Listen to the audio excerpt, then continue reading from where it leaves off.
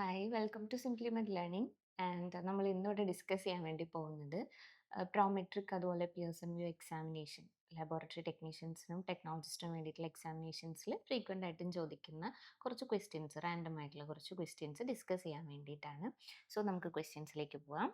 And the first question is, a female patient presents with frothy greenish yellow, foul smelling vaginal discharge, itching and burning sensation on wet mount microscopy. Motile pear-shaped organism with flagella are seen. What is the most likely causative organism? And the options are Candida albicans, Gardnerella vaginalis, and Trichomonas vaginalis, then Neisseria gonorrhea.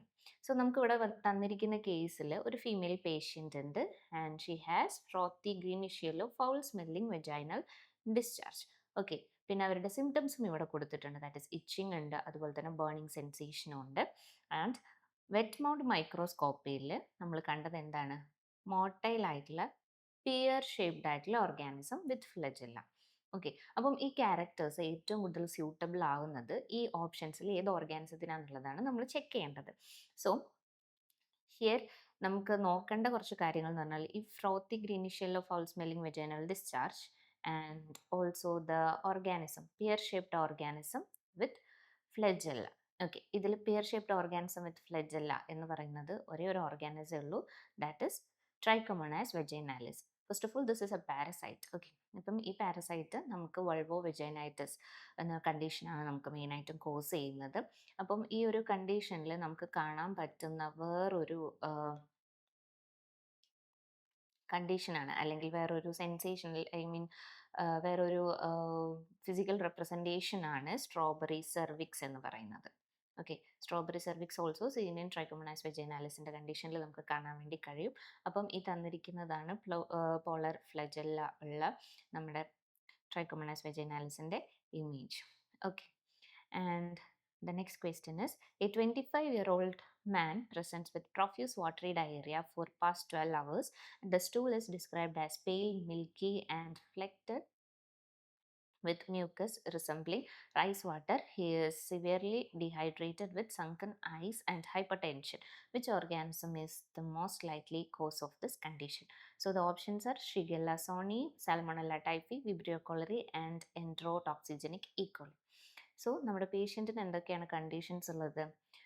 Profuse watery diarrhoea for past 12 hours and the stool is described as pale milky and flecked with mucus resembling rice water stool. Okay, the rice water stool like appearance is there, and also he is represented with dehydration and sunken eyes and also hypertension. So ഈ ഒരു rice water stool എന്ന് പറയുന്ന ഈ ഒരു പോയിന്റാണ് നമുക്കവിടെ ഏറ്റവും കൂടുതൽ സ്ട്രൈക്ക് ചെയ്ത് നിൽക്കേണ്ടത്. All the organisms given below is responsible for causing diarrhoea. Okay, അതിൽ ഏറ്റവും കൂടുതലായിട്ട് ഈ rice water like stool appearance നമുക്ക് വരുന്നത് ഏതിലാണ്?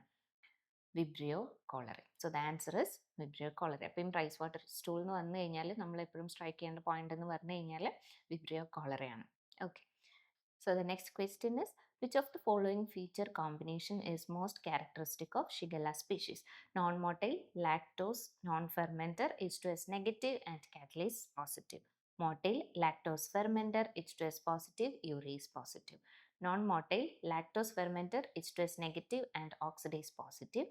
Then motile, lactose non-fermenter and H2S positive and indole positive. So നമുക്കിവിടെ വേണ്ടത് ഷിഗല്ലയുടെ ബയോകെമിക്കൽ ഫീച്ചേഴ്സ് അല്ലെങ്കിൽ ബയോകെമിക്കൽ റിയാക്ഷൻസ് ആണ് നമുക്ക് മെയിനായിട്ട് വേണ്ടത്, and also the culture characters. അപ്പം ഷിഗല്ല എന്ന് പറയുന്നത് ഈ തന്നിരിക്കുന്ന കോമ്പിനേഷൻസിലെ ഏറ്റവും ബെസ്റ്റായിട്ട് ആൻസർ ചെയ്യുന്ന കോമ്പിനേഷൻ ഏതാണെന്നുള്ളതാണ് ക്വസ്റ്റ്യൻ വന്നിരിക്കുന്നത്. അപ്പം ഷിഗല്ല എന്ന് പറഞ്ഞു കഴിഞ്ഞാൽ ആക്ച്വലി അവർ നോൺ മോട്ടൈൽ ആയിട്ടുള്ള ലാക്ടോസ് നോൺ ഫെർമെൻറ്റേഴ്സ് ആണ് with H2S negative and catalase positive. So ഇതാണ് ഇതിൻ്റെ റൈറ്റ് കോമ്പിനേഷൻ എന്ന് പറയുന്നത്. അതിൻ്റെ ജസ്റ്റിഫിക്കേഷൻ നമുക്ക് നോക്കാം. അതായത് നോൺ മൊട്ടൈലാണ് Shigella and also H2S negative. ഈ രണ്ട് ഫീച്ചേഴ്സാണ്, these two key features are mainly used for separating the Shigella with Salmonella. Okay, സാൽമണലിനെയും ഷിഗല്ലിനെയും നമുക്ക് ഡിഫറൻഷിയേറ്റ് ചെയ്യണമെന്നുണ്ടെങ്കിൽ നമ്മൾ യൂസ് ചെയ്യുന്ന രണ്ട് പോയിന്റ്സ് ആണ് ഈ മോട്ടിലിറ്റി അതുപോലെ തന്നെ H2S റിയാക്ഷൻ എന്ന് പറയുന്നത്. അപ്പോൾ ഇവർ നോൺ മോട്ടൈലും ആയിരിക്കും, അതുപോലെ തന്നെ H2S നെഗറ്റീവും ആയിരിക്കും. ആൻഡ് ഷിഗല്ല എന്ന് പറഞ്ഞു കഴിഞ്ഞാൽ മോസ്റ്റ് ഓഫ് ദ സ്പീഷീസും എന്തായിരിക്കും? നോൺ ലാക്ടോസ് ഫെർമെൻറ്റേഴ്സ് ആണ്. പക്ഷേ ഇതിലൊരു എക്സെപ്ഷൻ ഉണ്ട്. ഷിഗെല്ല സോണി എന്ന് പറഞ്ഞിട്ടുള്ള ഒരു സ്പീഷീസ് ഉണ്ട്. അതിൽ ഇതിൻ്റെ തന്നെ വരുന്നൊരു റിലേറ്റഡ് ആയിട്ടുള്ള ഒരാളാണ്. അപ്പോൾ ഷിഗെല്ല സോണി മാത്രം ലേറ്റ് ലാക്ടോസ് ഫെർമെൻറ്റർ ആണ്. Okay, late lactose fermenter. അപ്പോൾ അത് നന്നായിട്ടൊന്ന് നോക്കുക. And so they are non motile and lactose non fermenter with H2S negative reaction and also catalase positive. And next is a 32-year-old pregnant woman at 24 weeks gestation presents with fever, myalgia, and flu-like symptoms after consuming unpasteurized soft cheese. Ultrasound reveals fetal distress and blood culture grows a gram-positive, catalase-positive rod with tumbling motility at 25 degrees Celsius. Which pathogen is most likely responsible for this presentation? And the options are Group B Streptococcus, Staphylococcus aureus, Listeria monocytogenes, and E. coli, Escherichia coli. So ഇവിടെ നമ്മുടെ patient 32-year-old pregnant woman. ഇവിടെ നമുക്ക് pregnant woman ആണ് patient ആയിട്ട് വന്നിരിക്കുന്നത്. She is 24 weeks pregnant and ഇപ്പോൾ അവർക്ക് കാണിക്കുന്ന സിംറ്റംസ് എന്ന് പറഞ്ഞാൽ ഫീവർ ഉണ്ട്, myalgia and flu like symptoms are also there. And ഈ ഒരു സിംറ്റംസ് സ്റ്റാർട്ട് ചെയ്തിരിക്കുന്നത് ഇവർ അൺപാസ്ചറൈസ്ഡ് ആയിട്ടുള്ള സോഫ്റ്റ് ചീസ് കഴിച്ചതിന് ശേഷം, അൺപാസ്ചറൈസ്ഡ് ആയിട്ടുള്ള സോഫ്റ്റ് ചീസ് കഴിച്ചതിന് ശേഷമാണ് അവർക്ക് ഇങ്ങനത്തെ ഒരു റിയാക്ഷൻ അല്ലെങ്കിൽ ഇങ്ങനെ ഒരു സിംറ്റംസ് അറൈസ് ചെയ്തിട്ടുള്ളത്. ആൻഡ് ഓൾസോ അൾട്രാസൗണ്ടിൽ നമുക്ക് കാണാൻ വേണ്ടിയിട്ട് പറ്റുന്നത് ഫീറ്റൽ ഡിസ്ട്രസ്, അതായത് നമ്മുടെ ബേബിക്കും കുറച്ച് ഇഷ്യൂസ് ആയിട്ട് നമുക്ക് കാണുന്നുണ്ട്. അപ്പോൾ ബ്ലഡ് കൾച്ചറിൽ it is gram positive catalase positive rod. Okay, gram positive ആയിട്ടുള്ള കാറ്റലൈസ് പോസിറ്റീവ് ആയിട്ടുള്ള റോഡാണ്. Also having tumbling motility at 25 degree Celsius.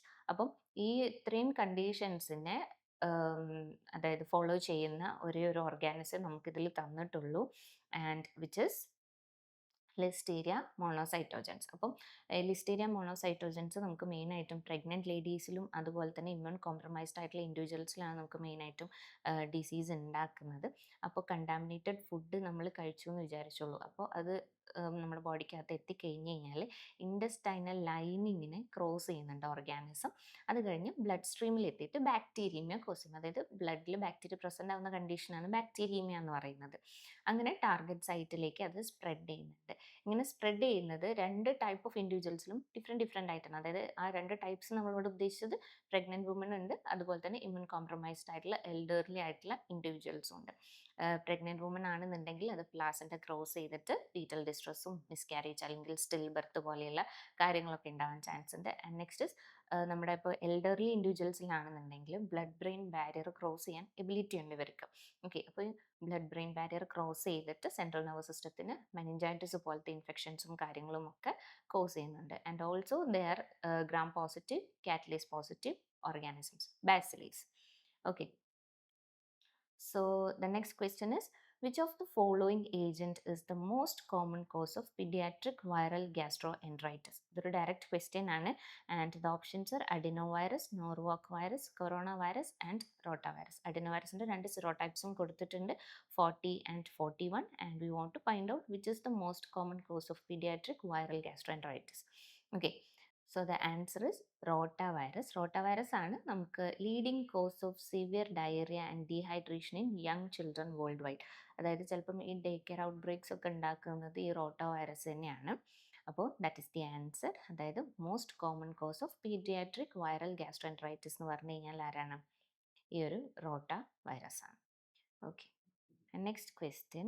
A 30-year-old woman with a history of heavy menstrual bleeding presents with fatigue, pallor, and brittle nails.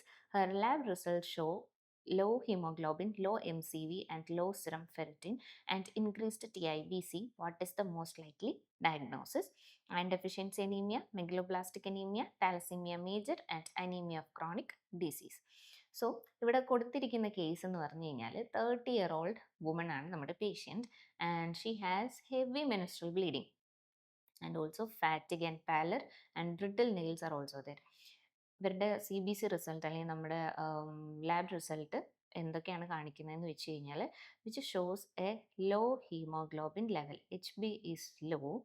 And next is MCV, next is MCV is also low. And next is low serum ferritin.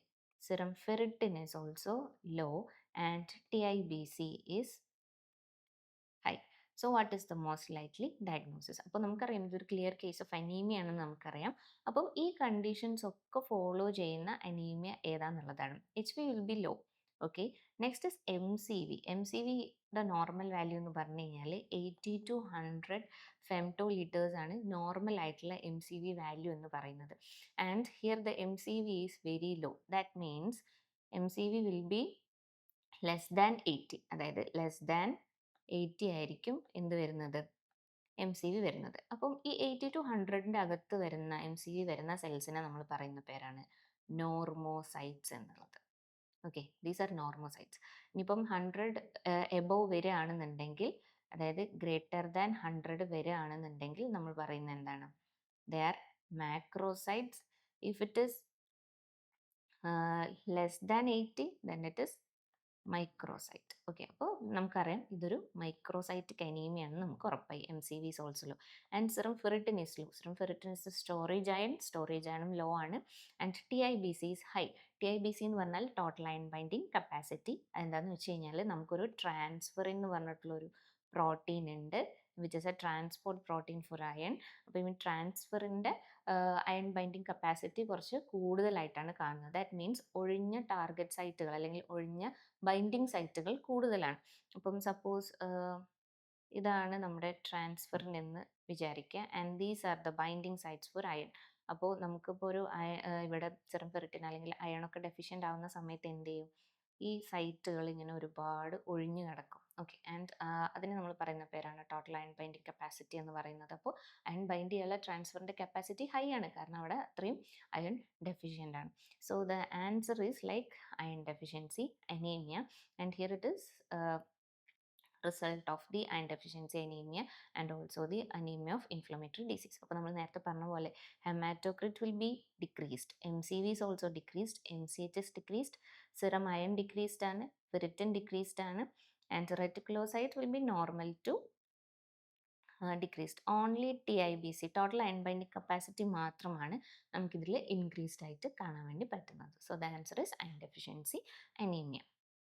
And next is, a newborn is suspected to have hemolytic disease of newborn, but routine RH typing shows a weakly positive result. Which of the following test is most appropriate to detect the presence of sensitized red blood cells in this case? So options are immediate spin RH typing, indirect Coombs test, and direct Coombs test. Next is warming the blood sample before testing. അപ്പോൾ നമുക്കിവിടെ ഒരു new born ആണ് നമ്മുടെ patient ആയി വന്നിരിക്കുന്നത്. നമ്മൾ suspect ചെയ്യുന്നത് they have haemolytic disease. Okay, പക്ഷെ നമ്മൾ റുട്ടീനായിട്ടുള്ള RH ടൈപ്പിംഗ് ഒക്കെ ചെയ്ത സമയത്ത് നമുക്ക് വീക്ക്ലി പോസിറ്റീവ് ആയിട്ടാണ് കിട്ടിയിട്ടുള്ളത്. And we want to confirm this. അപ്പം നമ്മൾ ഇവിടെ how we want to detect the presence of sensitized red blood cells. Sensitized red blood cells-നെ ഡിറ്റക്റ്റ് ചെയ്യാൻ വേണ്ടിയിട്ട് നമ്മൾ യൂസ് ചെയ്യുന്ന ടെസ്റ്റ് ഏതാണെന്നുള്ളതാണ് ക്വസ്റ്റ്യനിൽ വന്നിരിക്കുന്നത്. അവിടെ ഇമ്മീഡിയറ്റ് സ്പിൻ ഉണ്ട്, and next ICT, then DCT, last വന്നിരിക്കുന്ന warming the sample, blood sample before testing. അപ്പം ഇതിൽ ആൻസർ ആയിട്ട് നമുക്ക് എന്ത് കൊടുക്കാം? Answer is direct Coombs test, that is DCT. DCT നമ്മൾ എന്തിനു വേണ്ടിയിട്ടാണ് യൂസ് ചെയ്യുന്നത്? സെൻസിറ്റൈസ്ഡ് റെഡ് ബ്ലഡ് സെൽസിനെ കണ്ടുപിടിക്കാൻ വേണ്ടിയിട്ടാണ് നമ്മൾ ഈ ഒരു ടെസ്റ്റ് ചെയ്യുന്നത്. അതായത് in vivo sensitisation of red blood cells കണ്ടുപിടിക്കാൻ വേണ്ടിയാണ് നമ്മൾ ഈ ടെസ്റ്റ് ചെയ്യുന്നത്. അപ്പോൾ ഇമേജ് നോക്കി നിങ്ങൾക്ക് മനസ്സിലാകും. അതായത് ബ്ലഡ് സാമ്പിൾ നമ്മൾ എടുത്തു, ഓക്കെ, ബ്ലഡ് സാമ്പിൾ എടുത്തു. അപ്പോൾ red blood cells already sensitised ആണെങ്കിൽ ഇത് ഇങ്ങനെയായിരിക്കും കാണാൻ വേണ്ടി പറ്റുക. RBCയുടെ ചുറ്റും ഈ ആൻറ്റിബോഡീസ് ഇങ്ങനെ സ്റ്റിക്ക് ചെയ്ത് നിൽക്കുന്നുണ്ടാവും, but they are not able to agglutinate ചെയ്യാനൊന്നും പറ്റില്ല, പക്ഷേ അവരുടെ സെൻസിറ്റൈസേഷൻ നടന്നിട്ടുണ്ടായിരിക്കും. ആൻഡ് അതിലേക്ക് നമ്മൾ എന്ത് ആഡ് ചെയ്ത് കൊടുക്കുക? ആൻറ്റി ഹ്യൂമൻ ഗ്ലോബുലിൻ ആൻറ്റിബോഡീസിനെ ആഡ് ചെയ്ത് കൊടുക്കുക. അപ്പോൾ അവരെന്താ ചെയ്യാന്ന് വെച്ചാൽ ഒരു ബ്രിഡ്ജ് പോലെ ആക്റ്റീവ്, അതായത് രണ്ട് RBCകൾ തമ്മിലുള്ള ഒരു ബ്രിഡ്ജായിട്ട് ഈ ഒരു ആൻറ്റി ഹ്യൂമൻ ഗ്ലോബുലിൻ ആക്ട് ചെയ്യും. അങ്ങനെ നമുക്ക് പോസിറ്റീവ് റിസൾട്ട് കിട്ടും. പോസിറ്റീവ് റിസൾട്ട് എന്ന് പറഞ്ഞാൽ അഗ്ലൂട്ടിനേഷൻ ആണ് കേട്ടോ. ഓക്കെ, അപ്പം നമ്മൾ സെൻസിറ്റൈസ്ഡ് റെഡ് ബ്ലഡ് സെൽസിനെ കണ്ടുപിടിക്കാൻ വേണ്ടിയിട്ട് നമ്മൾ യൂസ് ചെയ്യുന്ന ടെസ്റ്റാണ് ഡയറക്റ്റ് കൂംസ് ടെസ്റ്റ്, അതും ഇൻവൈവോ. ഇനിയിപ്പോൾ ഇൻവിട്രോ സെൻസിറ്റൈസേഷൻ കണ്ടുപിടിക്കാനാണെങ്കിൽ നമ്മൾ യൂസ് ചെയ്യുന്ന test is indirect Coombs test. And next question, a 25-year-old male presents with hemolytic anemia after taking a medication known to trigger hemolysis. His lab test shows low hemoglobin, high reticulocyte count, and white cells on the peripheral blood smear. The enzyme deficiency most likely responsible for this condition is G6PD, that is glucose 6 phosphate dehydrogenase. Next is pyruvate kinase, hemoglobin S, and aldolase. So നമുക്കിവിടെ ഉള്ള patient എന്ന് പറഞ്ഞു കഴിഞ്ഞാൽ ഒരു 25-year-old mail patient ആണ്. ആൾക്ക് haemolytic anaemia ഉണ്ട്. Okay, അപ്പോൾ ഈ ഹീമോലൈറ്റിക് അനീമിയയുടെ സിംറ്റംസും കാര്യങ്ങളും സ്റ്റാർട്ട് ചെയ്തത് എപ്പോഴാണ്? After taking A medication. Okay, അതായത് ഒരു മെഡിക്കേഷൻ എടുത്തതിന് ശേഷമാണ് ഇവർക്ക് ഹീമോലൈറ്റിക് എപ്പിസോഡ്സ് കാണാൻ വേണ്ടി പറ്റിയിട്ടുള്ളത്. ആൻഡ് ലാബ് റിസൾട്ടിൽ നമുക്ക് കാണാൻ വേണ്ടി കഴിഞ്ഞത് ലോ ഹീമോഗ്ലോബിൻ ഉണ്ട്, അതുപോലെ തന്നെ ഹൈ റെറ്റിക്കുലോസൈറ്റ് കൗണ്ട് ഉണ്ട്, and bite cells are also present. Okay, bite സെൽസും പ്രസൻ്റ് ആണ്. അങ്ങനെയെങ്കിൽ ഇത് ഏതായിരിക്കും കണ്ടീഷൻ? അതായത് പെരിഫറൽ സ്മിയറിൽ ബൈറ്റ് സെൽസ് ഉണ്ട്, ഹീമോഗ്ലോബിൻ റിസൾട്ട് ഭയങ്കര ലോ ആണ്, and reticulocyte count is high. ഈ ഒരു കേസിൽ നമുക്ക് ഒരു this is a symptom of a particular disease, and ആ ഡിസീസ് ഏതാണെന്നുള്ളത് നമ്മൾ കണ്ടുപിടിക്കേണ്ടത് the enzyme deficiency most likely responsible for this conditioners. അപ്പം ഈ കണ്ടീഷന് റെസ്പോൺസിബിൾ ആയിട്ടുള്ള എൻസൈം ഡെഫിഷ്യൻസി ഏതാണെന്നുള്ളതാണ് ക്വസ്റ്റ്യനിൽ വന്നിരിക്കുന്നത്. So the answer is glucose 6-phosphate dehydrogenase, that is G6PD deficiency. G6PD ഡെഫിഷ്യൻസിയുടെ കേസിൽ നമുക്ക് ആർ ബി സികൾ പെട്ടെന്ന് തന്നെ ലൈസ് ആവാനുള്ള ടെൻഡൻസി ഉണ്ട്. G6PD ആക്ച്വലി ഇതിൻ്റെ സ്ട്രക്ചറും കാര്യങ്ങളൊക്കെ മെയിൻറ്റെയിൻ ചെയ്യുന്ന ഒരു എൻസൈം ലൈക്ക് സബ്സ്റ്റൻസ് ആണ്. ഈ ഒരു G6PD നമുക്ക് പെട്ടെന്ന്, അതായത് ഒരു സ്പോണ്ടേനിയസ് ആയിട്ട് നമുക്ക് ഉണ്ടാവുന്ന ഒരു കണ്ടീഷൻ അല്ല, ഒരു ട്രിഗർ എന്തായാലും ഉണ്ടായിരിക്കും. അതിപ്പം പറഞ്ഞതുപോലെ തന്നെ നമുക്ക് എന്തെങ്കിലും മെഡിക്കേഷൻസ് സ്റ്റാർട്ട് ചെയ്യുന്നത് കൊണ്ടോ അല്ലെങ്കിൽ ഫേവ ബീൻസ് കഴിച്ചത് കൊണ്ടോ ഒക്കെ നമുക്ക് എന്ത് വരാം, ഈ ഒരു പെട്ടെന്ന് തന്നെ ഈ ഒരു സ്ട്രെസ് റിലേറ്റഡ് ആയിട്ടൊക്കെ നമുക്ക് G6PD ഡെഫിഷ്യൻസി അതിൽ റിലേറ്റഡ് ആയിട്ടുള്ള ഹീമോലൈറ്റിക് എപ്പിസോഡ്സ് നമുക്ക് കാണാൻ വേണ്ടി കഴിയും. സോ നമ്മളിവിടെ ശ്രദ്ധിക്കേണ്ട പോയിന്റ്സ് എന്ന് പറഞ്ഞു കഴിഞ്ഞാൽ ഈ മെഡിക്കേഷന് ശേഷമാണ് ഹീമോലൈറ്റിക് എപ്പിസോഡ്സ് സ്റ്റാർട്ട് ചെയ്തതെന്ന് പറഞ്ഞിട്ടുണ്ട്. ഓൾസോ ദ ബൈറ്റ് സെൽസും സ്പെസിഫിക് ആയിട്ട് G6PD ഡെഫിഷ്യൻസിയിലാണ് നമുക്ക് കാണാൻ വേണ്ടി കഴിയാം. Here you can see the bite cells. Okay, ഒരു ബൈറ്റ് എടുത്തതുപോലെ കാണാൻ വേണ്ടി പറ്റും. This is bite cells. അപ്പം ബൈറ്റ് സെൽസ് കാണുന്ന സ്പെസിഫിക് ആയിട്ടുള്ള condition is G6PD deficiency. And next is a patient presents with symptoms of easy bruising, frequent nosebleeds, and prolonged bleeding from minor cuts. Laboratory test shows normal platelet count but abnormal platelet function test. Which factor is most likely deficient in this patient? So the factors are factor 8, von Willebrand factor, factor 11, and also factor 9. So here there is A patient. നമുക്കൊരു patient ഉണ്ട്, ആൾക്ക് ബ്രൂയിസിങ് ഉണ്ട്. ബ്രൂയിസിങ് എന്ന് പറഞ്ഞാൽ ഇങ്ങനെ blood ഇങ്ങനെ കട്ടയായിട്ട് നിൽക്കുന്നത് പോലെ നമുക്ക് ഇങ്ങനെ സ്കിന്നിൽ പുറത്തുനിന്ന് നോക്കിക്കഴിഞ്ഞിട്ട് നമുക്ക് മനസ്സിലാകും. ഒരു ബ്ലൂയിഷ് ഡിസ്കളറേഷൻ പോലെയൊക്കെ നമുക്ക് കാണാൻ വേണ്ടി കഴിയും. That is bruising. പിന്നെ ഫ്രീക്വൻറ്റ് നോസ് ബ്ലീഡ്സ് ഉണ്ട്, and prolonged bleeding from minor cuts. ചെറിയ കട്ട്സ് ഉണ്ടായാൽ കൂടി നമുക്ക് ബ്ലീഡിങ് നന്നായിട്ട് കാണാൻ വേണ്ടി പറ്റുന്നുണ്ട്. ആൻഡ് ലാബ് റിസൾട്ടിൽ നോക്കുന്ന സമയത്ത് നമുക്ക് normal platelet count is normal but abnormal platelet function test, പ്ലേറ്റ്ലെറ്റിൻ്റെ ഫംഗ്ഷൻ ടെസ്റ്റ് ഒക്കെ അബ്നോർമൽ ആയിട്ടാണ് നമുക്ക് കിട്ടിയിട്ടുള്ളത്. അങ്ങനെയാണെങ്കിൽ which factors most likely deficient in this patient? ഈ ഒരു കണ്ടീഷനിൽ പേഷ്യൻറ്റിൽ ഡെഫിഷ്യൻ്റ് ആയിട്ടുള്ള ഫാക്ടർ ഏതാണെന്നുള്ളതാണ് question. And listed below is some essential factors which is needed for haemostasis. Okay, നമ്മുടെ ബോഡിയിലുള്ള ഹീമോസ്റ്റാസിസ് മെക്കാനിസം കംപ്ലീറ്റ്ലി ഒന്ന് പ്രോപ്പറായിട്ട് മെയിൻറ്റെയിൻ ചെയ്യാൻ ആവശ്യമുള്ള ആൾക്കാരെ തന്നെയാണ് താഴത്ത് ലിസ്റ്റ് ചെയ്തിരിക്കുന്നത്. ഫാക്ടർ 8 ഉണ്ട്, വോൺ വില്ലിബ്രാൻഡ് ഫാക്ടർ ഉണ്ട്, ഫാക്ടർ 11 ഉണ്ട്, 9 ഉണ്ട്. ആൻഡ് ഇവിടെ നമുക്ക് പറയാൻ വേണ്ടി പറ്റുന്ന ആൻസർ എന്ന് പറഞ്ഞു കഴിഞ്ഞാൽ വോൺ വില്ലിബ്രാൻഡ് ഫാക്ടർ ആണ്. അപ്പോൾ വോൺ വില്ലിബ്രാൻഡ് ഫാക്ടർ എന്ന് പറഞ്ഞു കഴിഞ്ഞാൽ നമ്മുടെ ഇനീഷ്യൽ ആയിട്ടുള്ള പ്ലേറ്റ്ലെറ്റ് അഡ്ഹഷനെയും കാര്യങ്ങളൊക്കെ ഹെൽപ്പ് ചെയ്യുന്ന ആളാണ് ഈ വോൺ വില്ലിബ്രാൻഡ് ഫാക്ടർ എന്ന് പറയുന്നത്. ആൻഡ് ദിസ് ഫാക്ടർ 8 ആണെങ്കിലും 9 ആണെങ്കിലും 11 ആണെങ്കിലും നമുക്ക് സെക്കൻഡറി ഹീമോസ്റ്റാസിസിലാണ് കുറച്ചും കൂടി ഇമ്പോർട്ടൻസ് വരുന്നത്. സെക്കൻഡറി ഹീമോസ്റ്റാസിസ് എന്ന് പറയുമ്പം പ്രൈമറി ഹീമോസ്റ്റാസിസിൽ ഉണ്ടായിട്ടുള്ള ടെമ്പററി പ്ലേറ്റ്ലെറ്റ് പ്ലഗിന് ഒന്ന് പെർമനൻ്റ് ആക്കുന്ന പ്രോസസ്സാണ് സെക്കൻഡറി ഹീമോസ്റ്റാസിസിൽ നമ്മൾ കണ്ടുവരുന്നത്. ആൻഡ് അപ്പം പ്രൈമറി ഹീമോസ്റ്റാസിസിൽ കംപ്ലീറ്റ്ലി പ്ലേറ്റ്ലെറ്റ്സും അതുപോലെ തന്നെ പ്ലേറ്റ്ലെറ്റ്സിൻ്റെ ഫംഗ്ഷനും ആണുള്ളത്. അപ്പം പ്ലേറ്റ്ലെറ്റ് റിലേറ്റഡ് ആയിട്ടുള്ള ഒരു കാര്യമാണ് ഇവിടെ പറഞ്ഞിട്ടുള്ളത്. അപ്പോൾ we can go for von Willebrand factor. Okay, അപ്പോൾ von Willebrand factor deficiency actually 3 ടൈപ്സിലാണ് നമുക്ക് എക്സ്പ്രസ് ചെയ്യുന്നത്. Type 1, 2 and 3. അതിൽ ടൈപ്പ് 1ഉം 3യും ക്വാണ്ടിറ്റേറ്റീവ് ഡിഫക്ട്സ് ആണ്. Quantitative defects in the sense അവർ പ്രോപ്പറായിട്ട് നമ്മുടെ ബോഡിയിൽ വോൺ വിൽബ്രാൻഡ് ഫാക്ടറിൻ്റെ കോൺസെൻട്രേഷൻ ഇല്ല. 1 എന്ന് പറയുമ്പം ഒരു partial deficiency, type 1 partial deficiency of von Willebrand ഫാക്ടറാണ് വരുന്നതെങ്കിൽ ടൈപ്പ് 3 ഒരു കംപ്ലീറ്റ് ഡെഫിഷ്യൻസി അല്ലെങ്കിൽ ആബ്സെൻസ് ഓഫ് വോൺ വിൽബ്രാൻഡ് ഫാക്ടറാണ് വരുന്നത്. ആൻഡ് ദ സെക്കൻഡ് ടൈപ്പ് 2 എന്ന് പറയുമ്പോൾ അത് ക്വാളിറ്റേറ്റീവ് ഡിഫക്റ്റ് ആണ്. ക്വാളിറ്റേറ്റീവ് ഡിഫക്റ്റ് എന്ന് പറഞ്ഞു കഴിഞ്ഞാൽ ആക്ച്വലി വോൺ വിൽബ്രാൻഡ് ഫാക്ടർ ഉണ്ട്, ക്വാണ്ടിറ്റിയിൽ തന്നെ ഉണ്ട്, പക്ഷേ they are not able to perform their functions. അപ്പം അതുകൊണ്ട് നമ്മൾ പറയും ടൈപ്പ് 2 ഒരു ക്വാളിറ്റേറ്റീവ് ഡിഫക്റ്റ് ആണെന്നുള്ളത് പറയും. ആക്ച്വലി വോൺ വിൽബ്രാൻഡ് ഫാക്ടറിൻ്റെ ഒരു മെയിൻ ഫംഗ്ഷൻ എന്ന് പറഞ്ഞാൽ ഫാക്ടർ 8 ആയിട്ട് കമ്പൈൻ ചെയ്ത് വർക്ക് ചെയ്യുക എന്നുള്ളതാണ്. ഓക്കെ, അപ്പോൾ വോൺ വിൽബ്രാൻഡ് ഫാക്ടർ എന്ന് പറഞ്ഞു കഴിഞ്ഞാൽ ഒരു ലാർജ് ഗ്ലൈക്കോപ്രോട്ടീൻ ആണ്. അത് പ്ലേറ്റ്ലെറ്റ് ആയിട്ട് ബൈൻഡ് ചെയ്ത് പ്ലേറ്റ്ലെറ്റ് അഡ്ഹഷൻ തൊട്ടിട്ടുള്ള സ്റ്റെപ്സിനെയൊക്കെ ഹെൽപ്പ് ചെയ്യുന്ന ഒരാളാണ്. അപ്പം അവർ ഡെഫിഷ്യൻ്റ് ആകുമ്പോഴാണ് നമുക്ക് ഇനീഷ്യൽ സ്റ്റേജിൽ തന്നെ നല്ല ബ്ലീഡിങ്ങും കാര്യങ്ങളൊക്കെ കാണാൻ വേണ്ടി പറ്റുന്നത്. Okay, and the symptoms also listed here, that is excessive bleeding after dental work and also bleeding after a wound or surgery. Next is frequent nosebleeds that don't stop as quickly as they should. Okay, so അതാണ് ഈ ഒരു ക്വസ്റ്റിനെ കുറിച്ച് പറയാനുള്ളത്. And next is a paralyzed patient with mental retardation and generalized weakness came to visit physician. His family complains about his inadequate diet. His lab report revealed a high MCV, MCH and low HCT and normal serum iron and ferritin. What is most likely his condition? So ഇവിടെ നമുക്ക് കുറച്ച് സിംറ്റംസും കാര്യങ്ങളൊക്കെ പറഞ്ഞിട്ടുണ്ട്. And patient is a paralysed individual, കുറച്ച് തളർച്ചയൊക്കെ ബാധിച്ചിട്ടുള്ള ഒരു ഇൻഡിവിജ്വലാണ്. And who has mental retardation, അതുപോലെ തന്നെ ജനറലൈസ്ഡ് വീക്ക്നെസ്സും ഉണ്ട്. അപ്പോൾ ഫിസിഷ്യനെ വിസിറ്റ് ചെയ്യാൻ വന്നിരിക്കുകയാണ്. അപ്പോൾ ഫാമിലി പറയുന്നത് എന്താണെന്ന് വെച്ച് കഴിഞ്ഞാൽ inadequate diet. Okay, inadequate diet ഉണ്ട്. And also high MCV.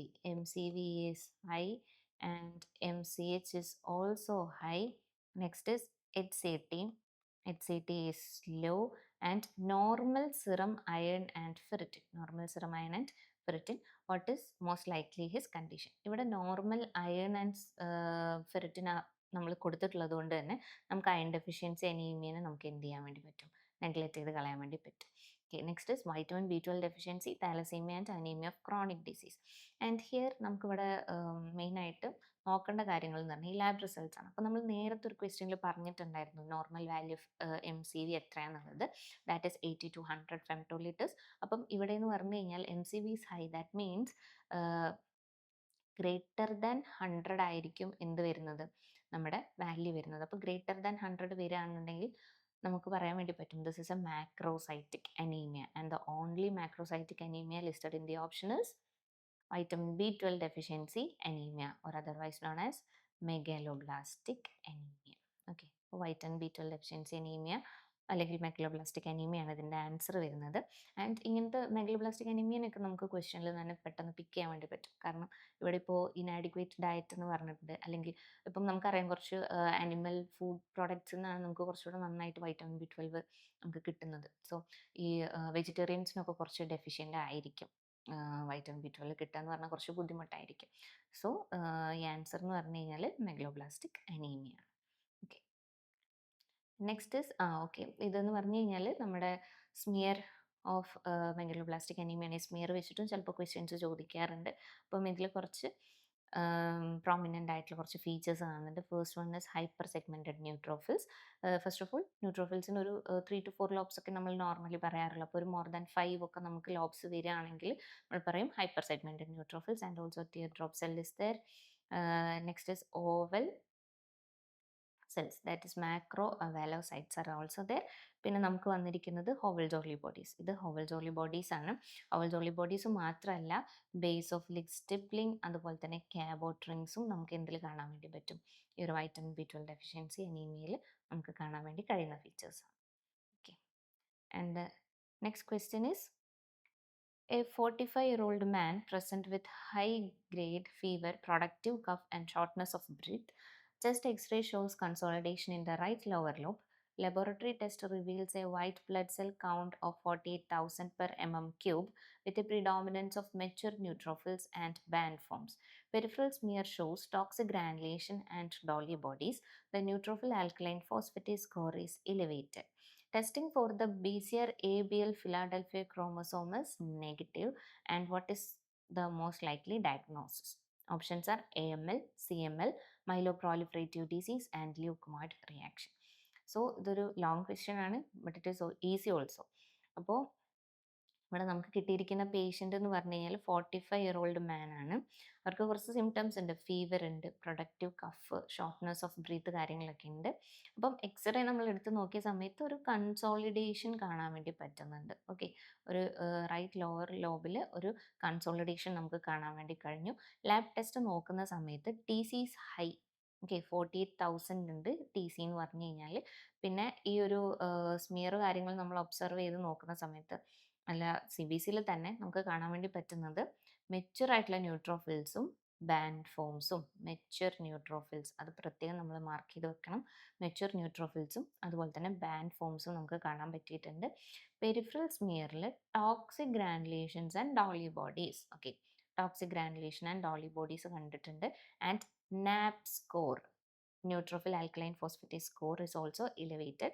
പിന്നെ BCR ABL നമ്മൾ ട്രാൻസ്ലൊക്കേഷൻ നോക്കുന്ന സമയത്ത്, ഫ്യൂഷൻ നോക്കുന്ന സമയത്ത് വിച്ച് ഇസ് ഓൾസോ നെഗറ്റീവ്. അപ്പോൾ ഇത് ഏതാണ് ഡിസീസ് എന്നുള്ളതാണ് ക്വസ്റ്റ്യൻ ചോദിച്ചിരിക്കുന്നത്. അപ്പോൾ നമുക്കിവിടെ കിട്ടിയിരിക്കുന്ന പോയിന്റ്സ് എന്ന് പറഞ്ഞാൽ TC is high and mature ആയിട്ടുള്ള ന്യൂട്രോഫിൽസ്, അതായത് മെച്യൂർ സെൽസ് ആണ് കൂടുതലായിട്ടും ഉള്ളത്.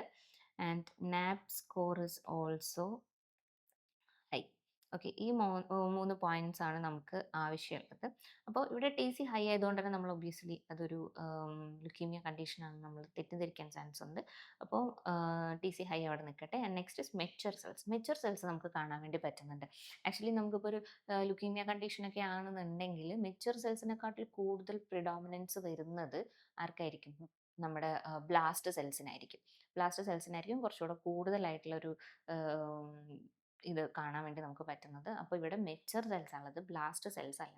And NAP score is also high.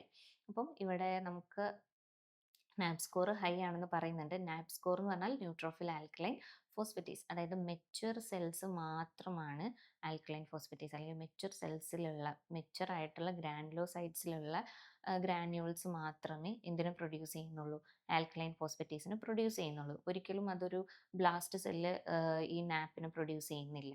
Okay, blast സെൽസിന് ഈ ആൽക്കലൈൻ ഫോസ്ഫേറ്റേസിന് പ്രൊഡ്യൂസ് ചെയ്യാനുള്ള എബിലിറ്റി ഇല്ല. ഓൺലി നമ്മുടെ മെച്യൂർ ആയിട്ടുള്ള ഗ്രാനുലോസൈറ്റ്സിന് മാത്രമേ ഇതിനുള്ള എബിലിറ്റി ഉള്ളൂ.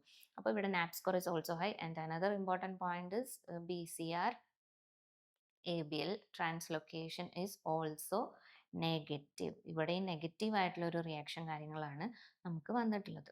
സോ നമുക്ക് ഈ BCR ABL എവിടെ വരാറുള്ളത്? നമുക്ക് CML വരാറുള്ളത്. അപ്പോൾ നമുക്ക് CML കട്ട് ചെയ്യാം. ഓക്കെ, ആൻഡ് കുറച്ച് ഡിസീസ് ഇവിടെ ലിസ്റ്റ് ചെയ്തിട്ടുണ്ട്. That is AML, myeloproliferative disease and leukaemoid reaction. So the answer is leukaemoid reaction. കാരണം എന്താണെന്ന് വെച്ച് കഴിഞ്ഞാൽ ല്യൂക്കോമോയിഡ് റിയാക്ഷൻ എന്ന് പറഞ്ഞാൽ കുറച്ച് സിമിലർ ടു ലുക്കീമിയ ആണ്, പക്ഷേ ലുക്കീമിയ അല്ല. അതായത് നമുക്ക് ഭയങ്കരമായിട്ടുള്ളൊരു ബാക്ടീരിയൽ ഇൻഫെക്ഷൻ വരും, ഒരു ഹെവി ഇൻഫെക്ഷൻ ഒക്കെ വന്നു കഴിഞ്ഞാൽ നാച്ചുറലി TC എന്തായിരിക്കും? ഹൈ ആയിരിക്കും. അപ്പോൾ നമ്മൾ സ്മിയർ ഒക്കെ നോക്കുന്ന സമയത്ത് നമുക്ക് കൂടുതലായിട്ടുള്ള മെച്യൂർ ആയിട്ടുള്ള സെൽസ് ആണ് കാണാൻ വേണ്ടി പറ്റുക. നമുക്ക് എന്ത് കാണാൻ വേണ്ടി കഴിയില്ല? ബ്ലാസ്റ്റ് സെൽസ് കാണാൻ വേണ്ടി കഴിയില്ല. അപ്പോൾ ഈ മൈലോപ്രോളിഫറേറ്റീവ് ഡിസീസ് ആണെങ്കിലും AML ആണെങ്കിലും ഒക്കെ നമുക്ക് എന്ത് കാണാൻ പറ്റും? ബ്ലാസ്റ്റ് സെൽസ് ഉണ്ടാവും, അവിടെ എന്തായാലും ഉണ്ടാകും. അപ്പം CML അല്ല, AML അല്ല, ആൻഡ് മൈലോപ്രോളിഫറേറ്റീവ് ഡിസീസും അല്ല. This is leukaemoid reaction. അതിൽ ലുക്കോമോയിഡ് റിയാക്ഷൻ ലുക്കീമിനെ നമ്മൾ മെയിനായിട്ട് ഡിഫറൻഷിയേറ്റ് ചെയ്യുന്നത് ഈ നാപ് സ്കോർ വെച്ചിട്ടും കൂടിയാണ്. NAP score will be high in case of leukaemoid reaction and which will be low in case of leukaemia, especially CML. CMLയുടെ കേസിൽ എന്ന് പറഞ്ഞാൽ അത് കുറച്ച് ലോ ആയിരിക്കും. സോ ഇങ്ങനെയാണ് നമുക്ക് ല്യൂക്കോമോയിഡ് റിയാക്ഷനിൽ കാണാൻ വേണ്ടി പറ്റും. കുറച്ചധികം മെച്യൂർ ആയിട്ടുള്ള സെൽസും കാര്യങ്ങളൊക്കെ ഉണ്ടാവാറുണ്ട്.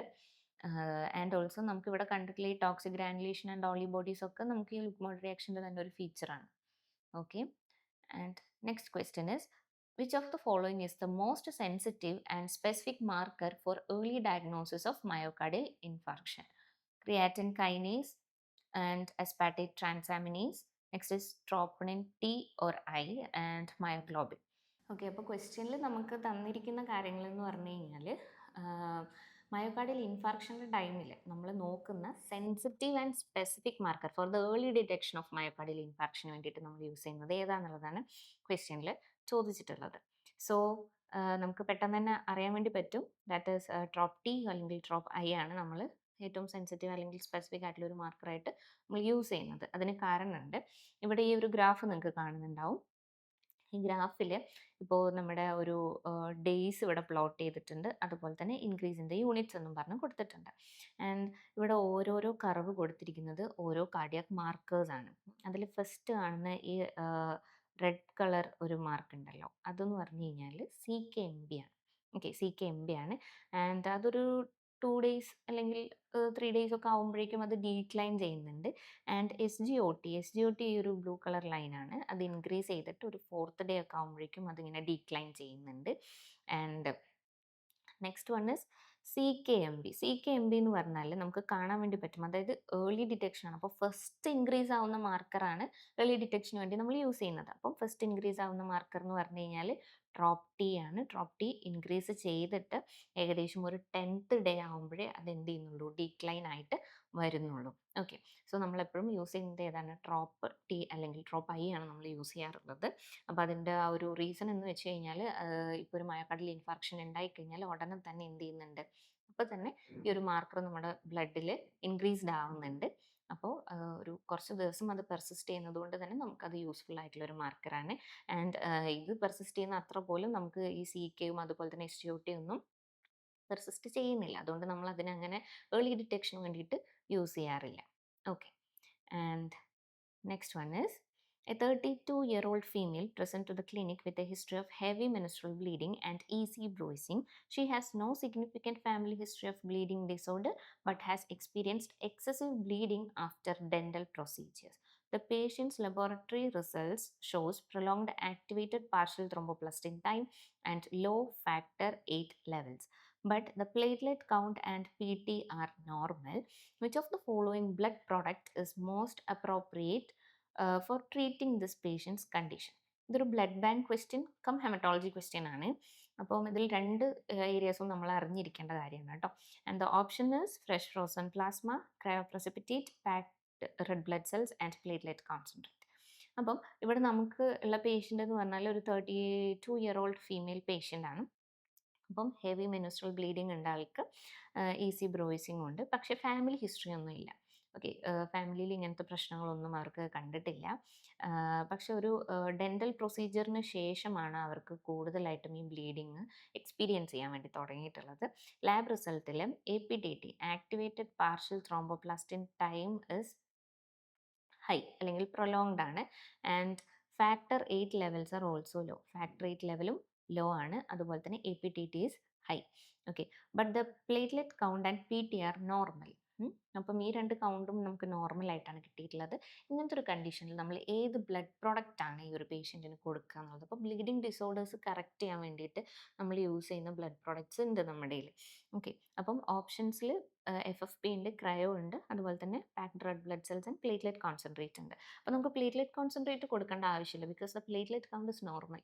ഓക്കെ, പ്ലേറ്റ്ലെറ്റ് കൗണ്ട് നോർമൽ ആയതുകൊണ്ട് നമുക്ക് പ്ലേറ്റ്ലെറ്റ് കൊടുക്കേണ്ട ആവശ്യമില്ല. And packed red blood cells, പിന്നെ cryo and fresh frozen plasma, നമുക്ക് പാക്ഡ് റെഡ് ബ്ലഡ് സെല്ലും കൊടുക്കേണ്ട ആവശ്യം ഇവിടെ വരുന്നില്ല.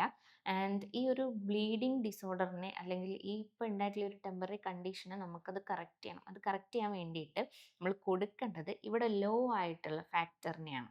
ഓക്കെ, ഫാക്ടർ VIII നമ്മൾ എന്ത് ചെയ്യേണ്ടത്, കൊടുക്കേണ്ടത്. അപ്പോൾ നമുക്കറിയാം ഇപ്പം intrinsic pathway, extrinsic pathway and common pathway എന്ന് പറഞ്ഞാൽ നമുക്ക് 3 പാത്വേസ് ഉണ്ട്. അതിൽ ഇൻട്രിൻസിക് പാത്വേയിൽ എന്തെങ്കിലും ഡിഫക്റ്റ് കാര്യങ്ങളൊക്കെ വരികയാണെന്നുണ്ടെങ്കിലാണ് നമുക്ക് APTT ഹൈ ആയിട്ട് കിട്ടുന്നത്. അപ്പം ഇൻട്രിൻസിക് പാത്വേയിൽ വരുന്ന ഒരു മെയിൻ ആയിട്ടുള്ള ഒരു ഫാക്ടറും കൂടിയാണ് എന്ത്, ഫാക്ടർ VIII എന്ന് പറയുന്നത്. ഓക്കെ, അപ്പോൾ ഫാക്ടർ VIII ആണ് നമ്മളിവിടെ കറക്റ്റ് ചെയ്യാൻ വേണ്ടി ഇവർക്ക് കൊടുക്കേണ്ടത്. അപ്പോൾ ഫാക്ടർ VIII ഏത് ബ്ലഡ് പ്രൊഡക്റ്റിലാണ് കൂടുതലായിട്ടുള്ളത് എന്നുള്ളതാണ് നമ്മൾ ചെക്ക് ചെയ്യേണ്ടത്. സോ ഇവിടെ FFP ഉണ്ട്, ക്രയോ ഉണ്ട്. ഈ 2 പോയിന്റ്സിലേക്ക് നമ്മൾ ഒന്ന് കോൺസെൻട്രേറ്റ് ചെയ്ത് നോക്കിയാൽ മതി. അപ്പോൾ ഇവിടെ ആൻസർ വരാം ക്രയോപ്രസിപ്പിറ്റേറ്റ് ആണ്. ക്രയോപ്രസിപ്പിറ്റേറ്റ് എന്ന് പറഞ്ഞു കഴിഞ്ഞാൽ നമ്മളിപ്പോൾ ഒരു ബ്ലഡ് പ്രൊഡക്റ്റ് തന്നെയാണ് ക്രയോപ്രസിപ്പിറ്റേറ്റ്. അത് നമുക്ക് ബ്ലീഡിങ് ഡിസോർഡേഴ്സും കാര്യങ്ങളൊക്കെ ഉണ്ടാകുമ്പോൾ അത് കറക്റ്റ് ചെയ്യാൻ വേണ്ടി നമ്മൾ കൊടുക്കുന്ന ഒരു കാര്യം കൂടിയാണ്. അതിൽ എന്തൊക്കെ ഉണ്ടാവും എന്നുള്ളത് നമുക്ക് നോക്കാം. അതായത് including fibrinogen and factor VIII ഉണ്ട്, വോൺ വില്ലിബ്രാൻഡ് ഫാക്ടർ ഉണ്ട്, ഫാക്ടർ 13 ഉണ്ട്, പിന്നെ ഫൈബ്രോനെക്റ്റിൻ ഉണ്ട്, ഓൾസോ ഫൈബ്രിനോജനും ഉണ്ട്. ഓക്കെ, ഫൈബ്രിനോജൻ നമ്മൾ ഓൾറെഡി മെൻഷൻ ചെയ്തിട്ടുണ്ട്. സോ ക്രയോ പ്രസിപ്പിറ്റേറ്റിൽ fibrinogen, fibronectin, factor 8, factor 13, von Willebrand factor, ഇത്രയും ഫാക്ടേഴ്സ് ആണുള്ളത്. അപ്പോൾ ക്വസ്റ്റ്യനിൽ സ്പെസിഫിക് ആയിട്ട് പറഞ്ഞിരിക്കുന്നത് എന്താണ്? Factor 8 deficiency. ഫാക്ടർ 8 ഡെഫിഷ്യൻസി ഉണ്ടെങ്കിൽ നമുക്ക് കറക്റ്റ് ചെയ്യാൻ വേണ്ടി കൊടുക്കുന്ന ഏറ്റവും ബെസ്റ്റ് ആയിട്ടുള്ള ഒരു ബ്ലഡ് പ്രോഡക്റ്റ് എന്ന് പറഞ്ഞു കഴിഞ്ഞാൽ ഏതാണ്? ക്രയോ പ്രസിപ്പിറ്റേറ്റ് ആണ്. Okay okay. So the next question is, if phlebotomist collected a blood sample for a potassium test using a tube containing EDTA instead of plain or heparin tube, the lab results showed falsely elevated potassium levels, and which of the following best describes the type of error that occurred? And the options are analytical phase error, post-analytical phase error, pre-analytical phase error, and instrument calibration error. So ഇത് laboratory operation നമ്മുടെ കെമിസ്ട്രിയിലൊക്കെ വരുന്ന ഒരു question ആണ്. അപ്പം ഇവിടെ നമുക്ക് തന്നിരിക്കുന്ന situation എന്താണെന്ന് വെച്ച് കഴിഞ്ഞാൽ, ബ്ലഡ് സാമ്പിൾ കളക്ട് ചെയ്തിട്ടുണ്ട്. ഏത് ടെസ്റ്റിന് വേണ്ടിയിട്ടാണ്? പൊട്ടാസ്യം ടെസ്റ്റ് ചെയ്യാൻ വേണ്ടിയിട്ടാണ്. Potassium means electrolyte. അപ്പോൾ ഇലക്ട്രോലൈറ്റ് ടെസ്റ്റ് ചെയ്യാൻ വേണ്ടി നമ്മൾ ബ്ലഡ് കളക്ട് ചെയ്തു. പക്ഷെ ഇവിടെ എന്താ സംഭവിച്ചിരിക്കുന്നത്? ഇ ഡി ടിയിലാണ് നമ്മൾ കളക്ട് ചെയ്തിട്ടുള്ളത്. ഇ ഡി ടിയിൽ, അല്ലെങ്കിൽ നമ്മൾ നോർമലി ഇതിൽ പ്ലെയിൻ ട്യൂബിലൊക്കെയാണ് നമ്മൾ ഇലക്ട്രോലൈറ്റ്സ് ചെയ്യാൻ വേണ്ടിയിട്ട് സാമ്പിൾ കളക്ട് ചെയ്യാറുള്ളത്. അപ്പോൾ ഇവിടെ ഇ ഡി ടിയിലാണ് കളക്ട് ചെയ്തിട്ടുള്ളത്. ആൻഡ് ലാബ് റിസൾട്ടിൽ ഫോൾസ്ലി ഇലവേറ്റഡ് പൊട്ടാസ്യം ലെവൽസ് കണ്ടു. Okay, and which of the following best describes the type of error that occur. അപ്പം ഇത് എന്ത് ടൈപ്പ് ഓഫ് എറർ ആണെന്നുള്ളതാണ് നമ്മുടെ ക്വസ്റ്റ്യനിൽ ചോദിച്ചിരിക്കുന്നത്. അപ്പോൾ നമുക്കറിയാം ഇ ഡി ടിയിൽ നമ്മൾ എന്തെടുക്കാറില്ല, ഇലക്ട്രോലൈറ്റ്സിന് സാമ്പിൾ എടുക്കാറില്ല. കാരണം നമ്മൾ പൊട്ടാസ്യം ഇ ഡി ടി നമ്മൾ യൂസ് ചെയ്യാറുണ്ടല്ലോ. അപ്പോൾ potassium E D T use ചെയ്യുന്നത് കൊണ്ട് തന്നെ പൊട്ടാസ്യം ഹൈ ആയിട്ട് നമുക്ക് കിട്ടുള്ളൂ. സോ നമുക്ക് യൂസ് ചെയ്യാൻ വേണ്ടി പറ്റില്ല. അതായത് ഇ ഡി ടി സാമ്പിൾ ഒരിക്കലും നമ്മൾ എന്തിനു വേണ്ടി എടുക്കാറില്ല? ഇലക്ട്രോലൈറ്റ്സിൻ്റെ ആ ഒരു ഡിറ്റക്ഷന് വേണ്ടി നമ്മൾ എടുക്കാറില്ല. അപ്പം ഓൾറെഡി എറർ ഒക്കർ ചെയ്ത് കഴിഞ്ഞു. അപ്പം ഇത് എന്ത് ടൈപ്പ് ഓഫ് എറർ ആണെന്നുള്ളതാണ് ക്വസ്റ്റ്യൻ. അനലിറ്റിക്കൽ ആണോ, പോസ്റ്റ് അനലിറ്റിക്കൽ ആണോ, പ്രീ ആണോ, ഇൻസ്ട്രുമെൻ്റൽ എറർ ആണോ എന്നുള്ളതാണ് ക്വസ്റ്റ്യൻ. അപ്പം നമുക്ക് എന്ത് എറേഴ്സ് ആണെന്നുണ്ടെങ്കിൽ, അതായത് ലബോറട്ടറി പ്രൊസീജിയേഴ്സിന് എറേഴ്സ് വരുമ്പം അത് 3 ഫേസിലാണ് വരിക. Pre, post and analytical. അതായത് പ്രീ അനലിറ്റിക്കൽ എറർ എന്ന് പറഞ്ഞു കഴിഞ്ഞാൽ, നമ്മളിപ്പം ഒരു സാമ്പിൾ കളക്ട് ചെയ്യുന്ന പ്രൊസീജിയർ, അതുപോലെ തന്നെ പേഷ്യൻ്റ് ഐഡൻറ്റിഫിക്കേഷൻ, അതിലൊക്കെ വരുന്ന എറേഴ്സിനെ നമ്മൾ പ്രീ അനലിറ്റിക്കൽ എറേഴ്സ് എന്ന് പറയുന്നത്. ആൻഡ് അനലിറ്റിക്കൽ എറർ എന്ന് പറഞ്ഞാൽ, ഇപ്പോൾ നമ്മൾ പിപ്പറ്റിങ് കറക്റ്റ് ആവാതെ വരിക, അല്ലെങ്കിൽ നമ്മൾ റോങ് ടെസ്റ്റ് ചെയ്യുക, പിന്നെ നമ്മൾ വേറെ എന്തെങ്കിലും ഇപ്പം മെഷീനിൽ നമ്മൾ യൂസ് ചെയ്യുന്ന റിയേജൻസോ അല്ലെങ്കിൽ എന്തെങ്കിലും കാര്യങ്ങളൊക്കെ എക്സ്പയർഡ് ആയത് നമ്മൾ യൂസ് ചെയ്യുക. അപ്പം അതൊക്കെ എന്താണ്?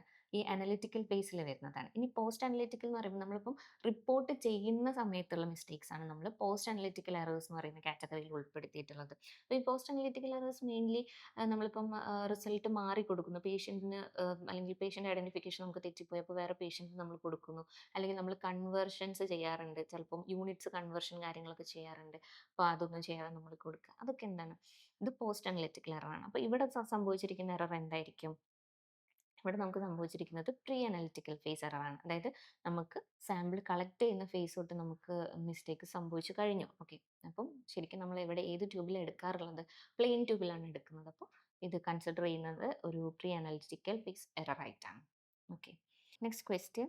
A 12-year-old child is brought to the emergency department with complaints of nausea, vomiting, abdominal pain, and rapid breathing. The mother mentions the child has type 1 diabetes and missed insulin doses for the past 2 days. On examination, the child is dehydrated and has a noticeable fruity odor on the breath. Which of the following is the most likely cause of the fruity smell? Lactic acid, ketone bodies, ammonia, and glucose. അപ്പോൾ ഇവിടെ നമ്മുടെ patient എന്ന് പറയുന്നത് ഒരു 12-year-old ചൈൽഡാണ്. Emergency ഡിപ്പാർട്ട്മെൻറ്റിലേക്ക് കൊണ്ടുവന്നിരിക്കുന്നത് കുറച്ച് കംപ്ലയിൻസും ആയിട്ടാണ്. ആ കംപ്ലയിൻസ് എന്തൊക്കെയാണ്? നോസിയ ഉണ്ട്, വോമിറ്റിംഗ് ഉണ്ട്, അബ്ഡോമിനൽ പെയിൻ ഉണ്ട്, അതുപോലെ തന്നെ റാപ്പിഡ് ബ്രീത്തിങ് കുറച്ച് റാപ്പിഡ് ആയിട്ടാണ് നടക്കുന്നത്. And the mother mentions already കുട്ടിക്ക് ടൈപ്പ് 1 ഡയബറ്റീസ് ഉള്ള ഒരാളാണ്. ആൻഡ് ഇൻസുലിൻ ഡോസ് മിസ് ചെയ്തിട്ടുണ്ട്. ഓക്കെ, ഇൻസുലിൻ ഡോസ് മിസ് ചെയ്തിട്ടുണ്ട് 2 ദിവസമായിട്ട്. അപ്പോൾ ഈ ചൈൽഡ് ആണെങ്കിൽ ഡീഹൈഡ്രേറ്റഡ് ആണ്, അതുപോലെ തന്നെ ഒരു ഫ്രൂട്ടി ഓർഡർ ബ്രീത്തിന് ഉണ്ട്. ഓക്കെ, അപ്പോൾ noticeable fruity odour in breath. അപ്പം ഇത്രയും കണ്ടീഷൻസ് ആണ് നമുക്ക് പ്രൊവൈഡ് ചെയ്തിട്ടുള്ളത്. ആൻഡ് ഈ ഫ്രൂട്ടി സ്മെല്ലിന് റെസ്പോൺസിബിൾ ആയിട്ടുള്ള ഫാക്ടർ എന്താണെന്നുള്ളതാണ് നമ്മൾ കണ്ടുപിടിക്കേണ്ടത്. സോ ഡയബറ്റിസ് പേഷ്യൻസിൻ്റെ കണ്ടീഷൻസിൽ നമ്മൾ എടുത്ത് നോക്കുകയാണെങ്കിൽ ഈ തന്നിരിക്കുന്നതിൽ ഈ കീറ്റോൺ ബോഡീസ് കുറച്ച് ഇമ്പോർട്ടൻ്റ് ആയിട്ടുള്ളൊരു ഫാക്ടർ തന്നെയാണ്. കീറ്റോൺ ബോഡീസ് നമ്മുടെ ബോഡിയിൽ എപ്പോഴാണ് ഉണ്ടാവുക എന്ന് ചോദിച്ചു കഴിഞ്ഞാൽ, നമ്മളിപ്പോൾ ഒരു ഫാസ്റ്റിംഗ് ലെവലിലേക്ക് പോവുക, അതായത് കുറേ നേരം നമ്മൾ ഫുഡ് എടുക്കാതിരിക്കുക, അങ്ങനത്തെ ഒക്കെ ഒരു കണ്ടീഷൻ വരുന്ന സമയത്ത് ഗ്ലൂക്കോസിൻ്റെ എല്ലാ സോഴ്സും നമ്മുടെ ബോഡിയിൽ നിന്ന് ചിലപ്പം യൂസ് ചെയ്ത് കഴിഞ്ഞിട്ടുണ്ടായിരിക്കും. അങ്ങനെയാണെന്നുണ്ടെങ്കിൽ ഈ നോൺ കാർബോഹൈഡ്രേറ്റ് സബ്സ്റ്റൻസിൽ നിന്നും എനർജി പ്രൊഡ്യൂസ് ചെയ്യുന്ന സമയത്ത്, ഗ്ലൂക്കോസ് പ്രൊഡ്യൂസ് ചെയ്യുന്ന സമയത്തൊക്കെയാണ് നമുക്ക് എന്ത് വരുന്നത്, ഈ ഒരു കീറ്റോൺ ബോഡി ഒരു ബൈ പ്രോഡക്റ്റ് ആയിട്ട് കീറ്റോൺ ബോഡീസ് വരുന്നത്. അപ്പം 3 ടൈപ്സ് ഓഫ് കീറ്റോൺ ബോഡീസ് ഉണ്ട്: beta hydroxy butyric acid, acetone, അതുപോലെ തന്നെ അസറ്റോ അസറ്റേറ്റ്. അപ്പം ഈ കീറ്റോൺ ബോഡീസിൻ്റെ പ്രസൻസ് നമ്മുടെ ബോഡിയിൽ ഉണ്ടെങ്കിൽ എന്ത് വരും, ഇതുപോലത്തെ ഒരു ഫ്രൂട്ടി സ്മെല്ല് നമുക്ക് ഒബ്സർവ് ചെയ്യാറുണ്ട്. And next question is, a histopathology technician is processing a tissue sample suspected to contain iron deposits, and which special stain is most appropriate to confirm the presence of hemosiderin, paradic acid shift stain, Zeal-Nielsen stain, Prussian blue stain, and Mason trichrome stain. അപ്പം ഒരു histopathology technician tissue process ചെയ്തുകൊണ്ടിരിക്കുകയാണ്. And ആ tissue സാമ്പിളിൽ എന്തുണ്ട് എന്നുള്ളതാണ് നമ്മൾ suspect ചെയ്യുന്നത്. Iron deposit ഉണ്ടെന്ന് സസ്പെക്ട് ചെയ്യുന്ന ഒരു ടിഷ്യൂ സാമ്പിളാണ്. And which special stain is most appropriate, ഏത് സ്പെഷ്യൽ സ്റ്റെയിൻ യൂസ് ചെയ്താലാണ് നമുക്ക് കറക്റ്റായിട്ട് ഈ ഹീമോസിഡ്രിൻ അല്ലെങ്കിൽ ഈ അയൺ ഡെപ്പോസിറ്റ്സിനെ കണ്ടുപിടിക്കാൻ വേണ്ടി പറ്റുക എന്നുള്ളതാണ് ക്വസ്റ്റ്യനിൽ ചോദിച്ചിട്ടുള്ളത്. And 4 special stains are listed, that is periodic acid ഷിഫ്റ്റ് stain, Zeal-Nielsen stain, and Prussian blue stain. Next is Mason trichrome stain. അപ്പം 4 സ്റ്റെയിൻസ്, ഇതൊക്കെ നമ്മൾ എപ്പോഴും ഹിസ്റ്റോപത്തോളജിയിൽ യൂസ് ചെയ്യാറുള്ള സ്റ്റെയിൻസ് തന്നെയാണ്. അപ്പം ഇതിൽ ഏറ്റവും അപ്രോപ്രിയേറ്റ് ആയിട്ടുള്ള സ്റ്റെയിൻ ഏതാണെന്നുള്ളതാണ് നമ്മുടെ ക്വസ്റ്റ്യൻ വന്നിട്ടുള്ളത്. അപ്പം ഇതിൽ ഏറ്റവും അപ്രോപ്രിയേറ്റ് ആയിട്ട് നമ്മൾ യൂസ് ചെയ്യുന്ന stain is always Prussian blue stain. Okay, Prussian blue stain ആണ് നമ്മളിവിടെ യൂസ് ചെയ്യുന്നത്. ഇവിടെ ബാക്കിയുള്ള ഓപ്ഷൻസ്, അതായത് PAS എന്ന് പറഞ്ഞു കഴിഞ്ഞാൽ അത് ഗ്ലൈക്കോജൻ അല്ലെങ്കിൽ കാർബോഹൈഡ്രേറ്റിൻ്റെ ഒക്കെ പ്രസൻസ് ഒക്കെ ഉള്ള ടിഷ്യൂസിനൊക്കെ കറക്റ്റായിട്ട് സ്റ്റെയിൻ ചെയ്യുന്നതാണ് ഈ പെറാഡിക് ആസിഡ് ഷിഫ്റ്റ് സ്റ്റെയിൻ എന്ന് പറയുന്നത്. Zeal-Nielsen സ്റ്റെയിൻ എന്തിനു വേണ്ടിയിട്ട് നമ്മൾ യൂസ് ചെയ്യാം, AFB ആസിഡ് ഫസ്റ്റ് ബാസിലേസിൻ്റെ പ്രസൻസിനെ ഡിറ്റക്ട് ചെയ്യാൻ വേണ്ടിയിട്ടാണ് നമ്മൾ എന്ത് ചെയ്യുന്നത്, ഈ ഒരു Zeal-Nielsen സ്റ്റെയിൻ നമ്മൾ ചെയ്യുന്നത്. മാസോൺ ട്രൈക്രോം സ്റ്റെയിനിൽ എന്ന് പറയുമ്പോൾ നമുക്ക് 3 സ്ട്രക്ചേഴ്സും 3 ഡിഫറെൻറ്റ് കളേഴ്സ് ആയിട്ടാണ് കാണുക. അതായത് ഇപ്പം മസിൽസും കൊളാജനും അതുപോലെ തന്നെ ന്യൂക്ലിയസും ഡിഫറെൻറ്റ് സ്റ്റെയിൻസ് ആണ് നമുക്ക് തരുന്നത്. അതാണ് ഇപ്പോൾ മാസോൺ ട്രൈക്രോം സ്റ്റെയിൻ എന്ന് പറയുന്നത്. ഇപ്പോൾ മസിലുണ്ട്, കൊളാജൻ ഉണ്ട്, ന്യൂക്ലിയസ് ഉണ്ട് കേട്ടോ. Okay, and next question, a 25-year-old pregnant patient undergoes routine prenatal screening. Her cytomegalovirus serology results are as follows: cytomegalovirus IgM positive, IgG negative. What is the most likely interpretation of these findings? Past infection, acute or primary infection, recurrent infection, and no evidence of infection. അപ്പം ഇവിടെ നമുക്കൊരു 25-year-old pregnant ലേഡിയാണ് നമ്മുടെ patient വന്നിട്ടുള്ളത്. അപ്പോൾ അവർ routine ആയിട്ടുള്ള prenatal screening കാര്യങ്ങൾ ചെയ്യുന്ന സമയത്ത് അവരുടെ സൈറ്റോമെഗാലോ വൈറസിൻ്റെ test result, serology test result നമുക്ക് തന്നിട്ടുണ്ട്. ദാറ്റ് ഈസ് IgM ഉണ്ട്, അതുപോലെ തന്നെ IgG ഉണ്ട്. IgM is positive and IgG is negative. IgM positive ആണ്, IgG നെഗറ്റീവ് ആണ്. അങ്ങനെയാണെങ്കിൽ ഇത് ഏത് ടൈപ്പ് ഓഫ് ഇൻഫെക്ഷനെയാണ് അവർ ഡിനോട്ട് ചെയ്യണേ എന്നുള്ളതാണ്. പാസ്റ്റ് ഇൻഫെക്ഷൻ ആണോ, അതോ അക്യൂട്ട് പ്രൈമറി ഇൻഫെക്ഷൻ ആണോ, അല്ലെങ്കിൽ റിക്കറൻറ്റ് ഇൻഫെക്ഷൻ ആണോ, അല്ലെങ്കിൽ ഇൻഫെക്ഷനേ ഇല്ല, അങ്ങനത്തെ ഓപ്ഷൻസ് ആണ് കൊടുത്തിരിക്കുന്നത്. അപ്പോൾ നമുക്കറിയാം IgM എന്ന് പറഞ്ഞു കഴിഞ്ഞാൽ ഫസ്റ്റ് ഫോം ചെയ്യുന്ന ആൻറ്റിബോഡിയാണ് IgM. അത് കഴിഞ്ഞ് കുറച്ച് ഡിസീസൊക്കെ ഒന്ന് പ്രോഗ്രസ് ചെയ്ത് കുറച്ച് കഴിയുമ്പോഴാണ് നമുക്ക് IgG ആൻറ്റിബോഡി പ്രൊഡക്ഷൻ ബോഡിയിൽ സ്റ്റാർട്ട് ചെയ്യുന്നത്. അപ്പം ആൻസർ വരിക അക്യൂട്ട് അല്ലെങ്കിൽ പ്രൈമറി ഇൻഫെക്ഷൻ എന്നുള്ളതാണ്. അപ്പോൾ ഇവിടെ നമുക്ക് കാണാൻ വേണ്ടി പറ്റും, അതായത് ആൻറ്റിബോഡി കോൺസെൻട്രേഷൻ ഇനീഷ്യൽ ഡേയ്സിൽ IgM ഒക്കെ ആണെന്നുണ്ടെങ്കിൽ ഇനീഷ്യൽ ഡേയ്സിൽ നല്ല കൂടുതലായിരിക്കും IgM. Okay, as the disease progress എന്ത് ചെയ്യുന്നുണ്ട്, അത് IgG ആയിട്ട് മാറുന്നുണ്ട്. അപ്പോൾ അത് പാസ്റ്റ് ഇൻഫെക്ഷനായി. ഓക്കെ, റീസെൻറ്റ് ഇൻഫെക്ഷൻ അല്ലെങ്കിൽ അക്യൂട്ട് ഇൻഫെക്ഷൻ്റെ ടൈമിലാണ് നമുക്ക് IgM കൂടുതലായിട്ട് കാണുന്നത്. IgG എന്ന് പറയുമ്പോൾ പാസ്റ്റ് ഇൻഫെക്ഷൻ അല്ലെങ്കിൽ ഡിസീസ് കുറച്ച് കാലമായിട്ടുണ്ട് എന്നുള്ളത് ഡിനോട്ട് ചെയ്യുന്നത് IgG ആണ്. ഓക്കെ, അപ്പം ഈ ക്വസ്റ്റ്യൻസ് നമുക്ക് നമ്മുടെ പ്രോമെട്രിക് എക്സാംസിലും പിയേഴ്സൺ വ്യൂ എക്സാംസിലും ഒക്കെ എപ്പോഴും ചോദിക്കുന്ന ഒരു ക്വസ്റ്റ്യനും കൂടിയാണ്. വളരെ കോമൺ ആയിട്ടുള്ള ഒരു ക്വസ്റ്റ്യൻ ആണ്. ആൻഡ് നമ്മൾ ഇത്രയും ക്വസ്റ്റ്യൻസ് ആണ് ഇവിടെ ഡിസ്കസ് ചെയ്തിട്ടുള്ളത്. സോ നമ്മുടെ ക്വസ്റ്റ്യൻസ് നമ്മളിവിടെ കുറച്ചധികം ക്വസ്റ്റ്യൻസ് നമ്മൾ ഡിസ്കസ് ചെയ്ത് കഴിഞ്ഞു. അപ്പം ഈ ക്വസ്റ്റ്യൻസ് ഒക്കെ കോമൺ ആയിട്ട് പിയേഴ്സൺ വ്യൂ അല്ലെങ്കിൽ പ്രോമെട്രിക് എക്സാംസിന് കോമൺ ആയിട്ട് ചോദിക്കുന്ന കുറച്ച് ക്വസ്റ്റ്യൻസ് ആണ്. നിങ്ങളൊരു പിയേഴ്സൺ വ്യൂ അല്ലെങ്കിൽ പ്രോമെട്രിക് എക്സാമിന് വേണ്ടിയിട്ട് തയ്യാറെടുക്കുന്ന ഒരു കാൻഡിഡേറ്റ് ആണെന്നുണ്ടെങ്കിൽ നിങ്ങൾക്ക് ഇതുപോലെയുള്ള ക്വസ്റ്റ്യൻസും കാര്യങ്ങളും കിട്ടാൻ വേണ്ടി നമ്മളെ ഫോളോ ചെയ്യുക. സിംപ്ലി മെഡ് ലേണിംഗ് ആണ് നമ്മുടെ learning platform and we are providing coaching for different professions also. That is നമുക്ക് MLT, അതുപോലെ ഫിസിയോതെറാപ്പി, റേഡിയോ തുടങ്ങിയിട്ടുള്ള കോഴ്സുകളിലെല്ലാം നമ്മൾ കോച്ചിങ് കാര്യങ്ങൾ പ്രൊവൈഡ് ചെയ്യുന്നുണ്ട് ത്രൂ ആൻ ഓൺലൈൻ പ്ലാറ്റ്ഫോം. അതുകൊണ്ട് നിങ്ങൾക്ക് ഏത് സമയത്തും എവിടെ നിന്ന് വേണമെങ്കിലും വീഡിയോസ് കണ്ട് പഠിക്കാവുന്നതാണ്. And we are also providing test series and reading materials along with our classes. So ഇതുപോലെയുള്ള ക്വസ്റ്റ്യൻസും കാര്യങ്ങളും നിങ്ങൾക്ക് പ്രാക്ടീസ് ചെയ്യാനും അതുപോലെ തന്നെ നിങ്ങൾക്ക് ഒരു നല്ലൊരു പ്രൊഫഷൻ ബിൽഡ് ചെയ്യാനും വേണ്ടി സിംപ്ലി മെഡ് ലേണിങ്ങിനെ ഫോളോ ചെയ്യാം. Thank you.